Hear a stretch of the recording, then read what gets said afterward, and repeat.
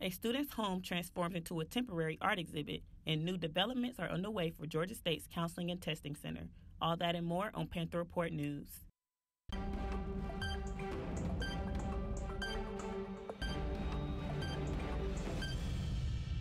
Hello and welcome to Panther Report News. I'm Kevin Sanchez. And I'm Karen Nelson. A Georgia State student is faced with an uncomfortable circumstance and turns her home into an art exhibit. Meet Ty Robinson. She's a Georgia State junior majoring in art. Many know her as Dope Art by Ty. There are a lot of temporary exhibits that other artists do sometimes. I've never heard of anybody doing anything like what I'm doing. So there's a story to it. They're going to knock over our house to make room for the highway.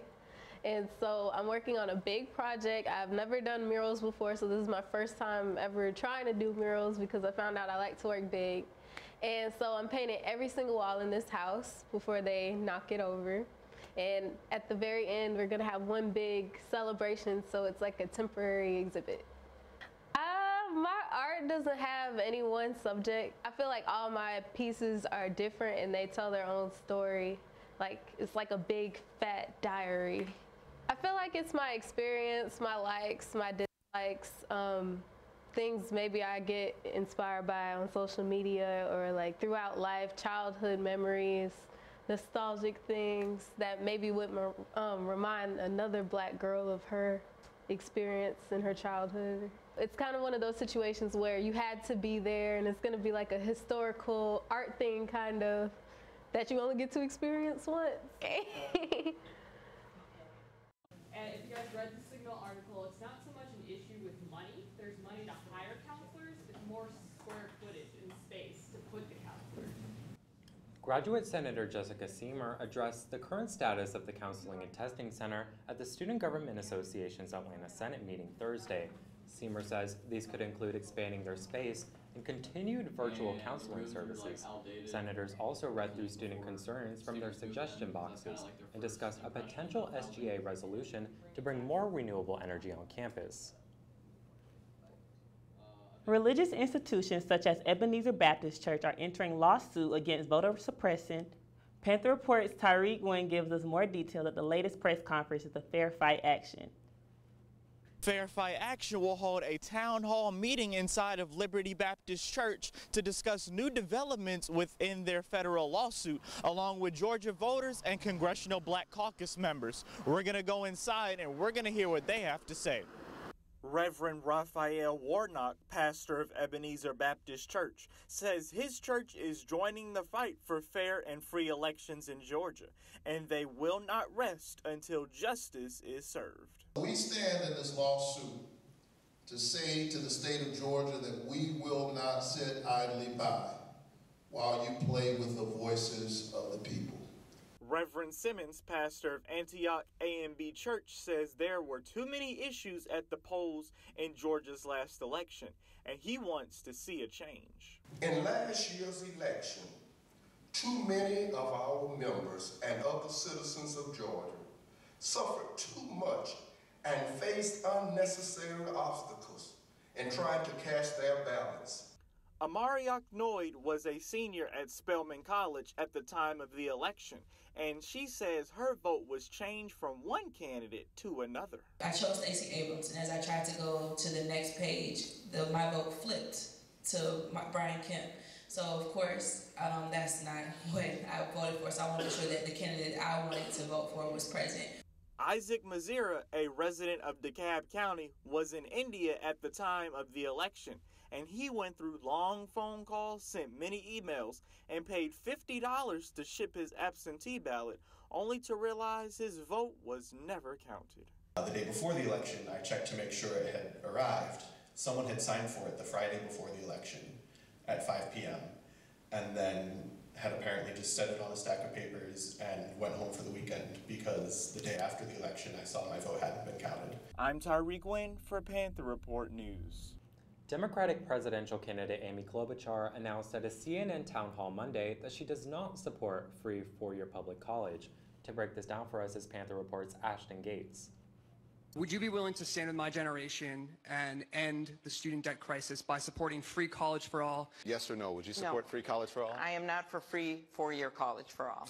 Senator Amy Klobuchar stated in a New Hampshire town hall meeting that she is against free four-year college tuition and that she'd much rather push for an extended Pell Grant. Klobuchar stood out amongst her peers considering that several other senators, including Brian Schatz and Bernie Sanders, are advocates for free four-year college tuition. Klobuchar went on to state that she is not a magic genie and that she would much rather offer free college tuition to two-year universities instead. Our issue is we're coming for education and we leave out of school with debt, and that doesn't, that doesn't set us up to succeed. Student Colette Robinson says that she is for free college tuition and that students putting themselves in debt is not a recipe for success. Even though Klobuchar disagrees, free four-year college tuition is definitely a possibility in our near future. From Georgia State University, this is Ashton Gates for Panther Report News. Student organizations go head-to-head in a spinoff of the MTV hit show Wild 'N Out. Reporter Faith Anderson has more details. Tonight, I witnessed student organizations going head-to-head in comedic improvisation. Are you wondering which squad has what it takes? Well, let the improv begin. So Improv 'N Out was our spin on Wild 'N Out. We wanted to bring students in, give them the opportunity to be a comedian for the night. Improv 'N Out is a new event introduced by Georgia State Spotlight that features a variety of comedic acts. Both squads compete in a variety of games such as rap battling, wild style, let me holla, and method acting. I was part of Blue Squad. Took an L tonight, man. But we got some great highlights. Spotlight board member I'm Unique Heiler says students should expect to see this event again in the near future. Audience members shared their favorite comedic moments. I think it was the wild style, the man with the boot cuts and the camo from head to toe. That was my favorite.